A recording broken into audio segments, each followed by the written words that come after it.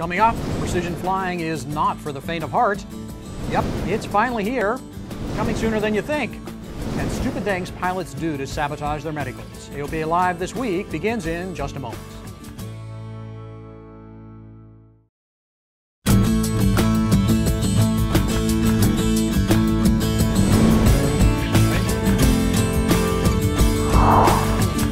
We've been teasing you about it for weeks, but now it's finally live. Hello everyone, I'm Tom Haynes, and this is AOPA Live this week. And this is the new AOPA.org. You'll want to explore its more than 30,000 pages, well, just as soon as you finish watching us, of course. We've really improved navigation. We've brought things that are most important to our members right up front so they can get to them easier. But the new AOPA.org isn't just for members. True, there are some things you can only get to if you're logged in as an AOPA member, but most of the website is open to all because it's part of our mission to spread the gospel of general aviation. Now, we really believe the website benefits the entire general aviation industry, not only folks that fly, but folks that are working in the industry, people that want to learn more about general aviation. It's a great resource for lots of different people. I bet you could find just about anything on AOPA.org. Of course, it took a lot of teamwork to create the new AOPA.org. Here's something else that takes a lot of teamwork and trust: flying wingtip to wingtip. Formation flying is a challenge for most civilian pilots. One group hopes to change that. AOPA Live's Paul Harrop tagged along for a formation flying clinic.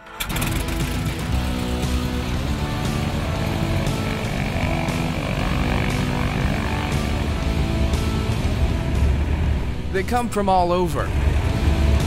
Pilots in their vans, RVs of many different models, colors, and power plants. All hoping to learn from experienced formation pilots like Michael Kahuna Stewart.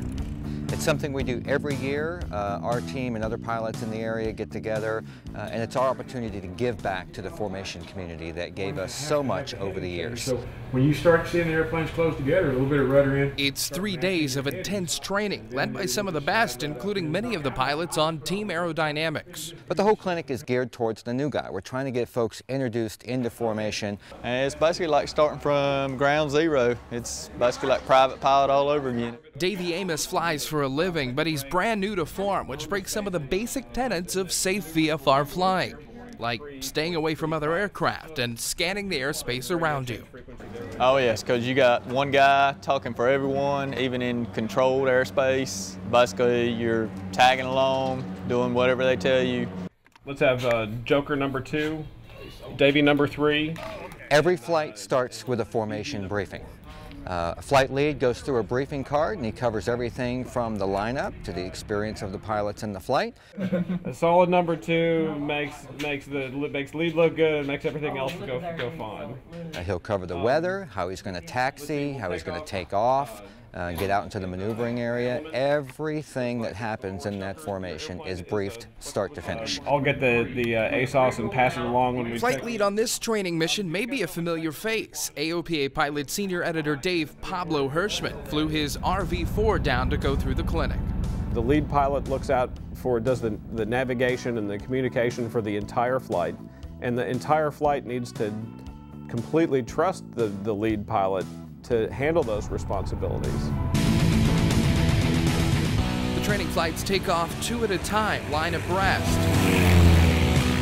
They form up into 4 ships in a perfect world over the field. Pilots brand new to formation first go up in the back seat of an experienced pilot. Then they fly with the instructor in their back seat before being checked out to fly in the training formation. The 4-ship does a series of maneuvers geared at growing and testing the skills of each pilot. The challenge in flying lead is making it easy for your wing pilots, thinking ahead and executing the plan. Pablo has experience flying the wing position, but this was his first shot at lead in this training environment. When the flight is over, there is still work to be done.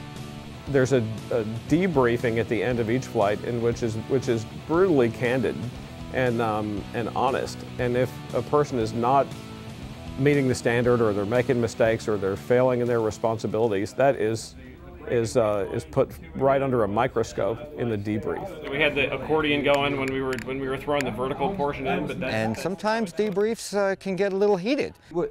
Two things would have happened. Either you would have rushed them, or you would have hosed the other force-ship that was already in the break.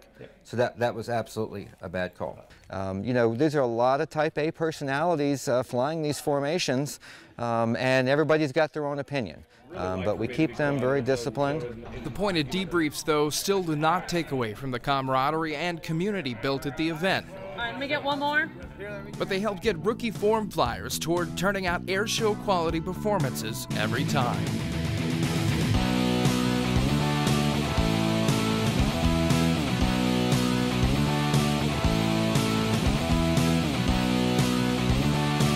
We hope at the end of the day that each flight we learn something so that we can go back out and do it a little better next time. At the Stanley County Airport in Albemarle, North Carolina, Paul Harrop, AOPA Live. Thanks, Paul. Whether flying solo or with a group, it's gotten a little more complicated and expensive to overfly Cuba. A lot of folks do that en route to Jamaica, the Cayman Islands, or Central America. Used to be you could overfly Cuba without paying air traffic control fees if you were headed someplace for tourism. No longer. Now you need to get a permit directly from Cuba, but, and this is a big but, you can't deal directly with Cuba because of the embargo unless you first get a license from the U.S. Treasury Department. Other option, go through a tour packager like Caribbean Sky Tours, but there is a fee. We have a lot more information on AOPA.org in the now easy-to-find international section. Back here in the States, Nevada has professed its love for general aviation. Governor Brian Sandoval issued a proclamation declaring June Aviation Appreciation Month in Nevada. Meanwhile, AOPA is working to get a bill through the Nevada legislature that would get money to match federal airport improvement program grants for GA airports and another to get tax relief for Nevada aviation businesses. You can find out a lot more about what AOPA is doing for aviation in your state on, you guessed it, AOPA.org. Just navigate over to that new advocacy tab. Here's something you don't see every day, somebody giving the feds a deadline. That's exactly what Icon founder Kirk Hawkins has done. He's told the FAA he wants an answer to his request for an exemption to increase the weight of his A-5 amphibious light sport aircraft by Friday, May 31st. Hawkins asked for the exemption a year ago because her spin-resistant design added weight that pushed the aircraft outside the light sport limit. We'll let you know how well giving the FAA a deadline works. Coming up after the break, it's for cowboys, culture, and flying, and what you can do to make sure you get your medical. Welcome back. You're watching AOPA Live this week. Where will you be October 10th through the 12th? We hope you'll be joining us in Fort Worth for the AOPA Aviation Summit. It's not too early to register. You can find everything you need to know on AOPA.org/summit. It's the first time for us in Fort Worth, a place billed as being for cowboys and culture. We've got the cowboys covered with an evening event of great food and rodeos in the stockyards. And of course, all the great seminars, learning opportunities, exhibits, and displays you've come to expect from the AOPA Aviation Summit. Among the more popular interactive seminars at Summit are those dealing with flying medical issues.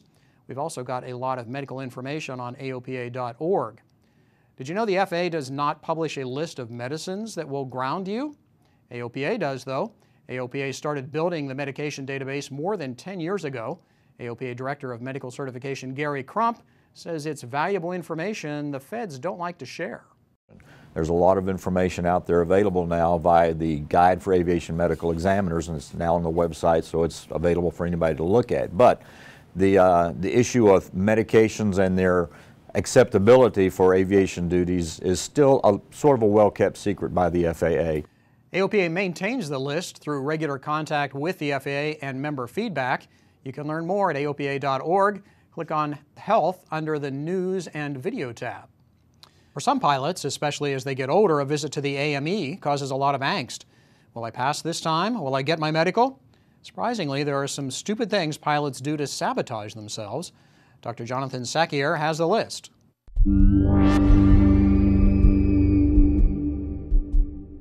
10, a common number. Commandments, years after, and stupid things pilots do to sabotage their medical. So in true David Letterman fashion, let's count backwards from number 10. Number 10. In Never Say Never Again, James Bond visits a doctor's office and a nurse standing across the room picks up a specimen bottle and tells 007, "Mr. Bond, I need a urine sample. If you could fill this beaker for me." And in laconic manner, 007 responds, "From here?" At your aviation medical examiner's office, your urine will be dipstick tested for sugar, blood and protein, and if present, approval may be deferred until the matter's resolved. Occasionally, however, the test provides a false positive or the cause is readily fixable.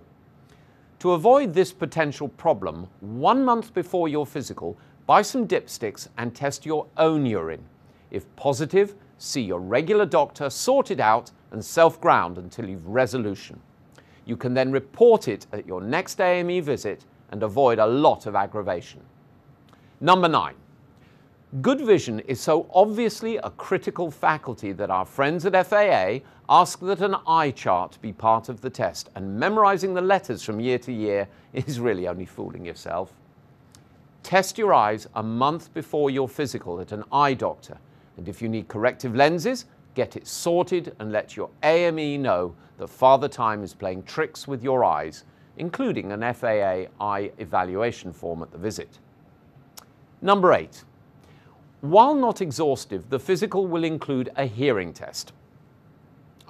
I said, while not exhaustive, the physical... Oh, never mind.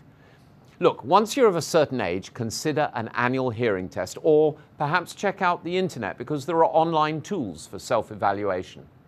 Number 7. Feeling the pressure yet? Look, it's sensible on so many fronts to get frequent blood pressure checks. Your family doctor can do this, and if abnormal, please take action. Hypertension's a common killer. Further investigation may be necessary and treatment prescribed. Report this at your next AME visit and keep flying well. Number 6. Breathing regularly is a good thing, right?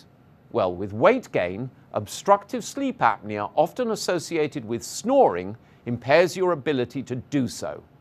FAA knows this, and in the 2012 FAR AIM, they state that snoring, daytime drowsiness, obesity, or a collar size 17 inches or greater merit a sleep study. So if this sounds like you, deal with it before your AME does.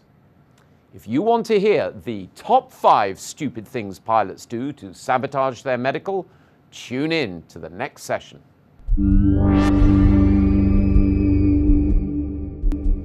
Thanks, Jonathan. Headsets are a crucial accessory for GA flight. There's so many options out there, though. AOPA flight training editor Ian Twombly has a look at some of the more popular in-the-ear models currently on the market. When it's time to purchase a new headset, most of us think of the classic over-the-ear variety, and that's because it's the most ubiquitous. But there are actually a couple of really nice in-ear options if you want to try that route. We've tested both the Clarity Aloft and the Halo from Quiet Technologies. As of now, these are the only 2 on the market, we believe. You can get used ones from Lightspeed and others, but these are the 2 you can buy new. And obviously, from looking at them, you can see they're quite similar. If I had to say, Clarity Aloft probably has slightly better components, but then again, it's about $175 more expensive. The Quiet Technologies, the Halo, run you only around $350. The Clarity Aloft about $525. One thing that kind of differentiates the 2 is that you can get Bluetooth enabled with the Clarity Aloft. It's an additional $100, but it'll allow you to connect to music in your cell phone. Each one comes with a number of ear tips, so for different size ears, you just pop them in and you get really nice audio and nice sound deadening through them. So they're pretty easy to put on. You just kind of put the cord over the back of your head and the little stem over your ears. You position the mic, pop in the ears pieces, and that's it. Very comfortable. You don't have to worry about that, matted headset look. And really, they're 2 really good options. So in-ear headsets, Clarity Aloft, Quiet Technologies, Halo, give them a shout. Thanks, Ian. Good stuff. Finally this week, proof you're never too old to scratch another item off the bucket list. This picture comes from AOPA member Jared Ford. It's of his 99-and-a-half-year-old grandmother. She wanted to go for a flight in Alaska, so Jared took her up. I think it's safe to bet from that smile that she loved every minute of it. And we hope you keep smiling this week when you're out flying. We'll see you back here next Thursday. I'm Tom Haynes. Thanks for watching.